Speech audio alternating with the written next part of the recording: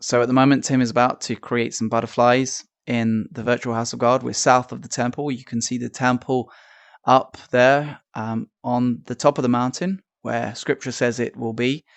Tim is working in Altspace in real time, and he's going to create some butterflies. Of course, the vision of Ezekiel is one which sees Eden restored on earth, a beautification of the earth starting in Jerusalem, where the ecosystem will be restored, and animals and life and water and trees will come forth from the temple.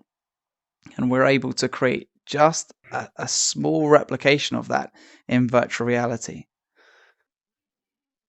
That's absolutely right, Richard. And this is one of my favorite parts in working with the uh, virtual house of God. It's adding the animals to the space. It's a real blessing to be able to add these animals to the space.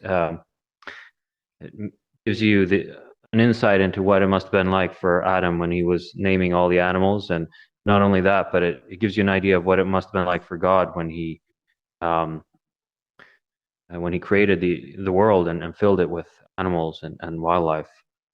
Mm. And these are pink and blue butterflies. They're beautiful, and it's fascinating just to see them just created out of nothing in front of you. And like Tim said, this social VR platform Altspace gives us the chance to be world builders and to create tomorrow's world today, to breathe tomorrow into today, and to have the blessing and the privilege to try and recreate something that God gave only one man, Ezekiel, 2,500 years ago, a tremendous vision of the soon coming messianic age.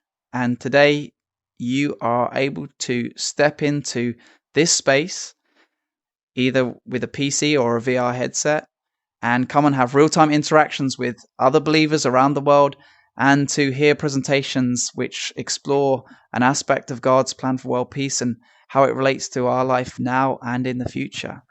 And you'll be able to see these butterflies, come up to them and touch them like I am now. There we go. Great job, Tim. Thank you.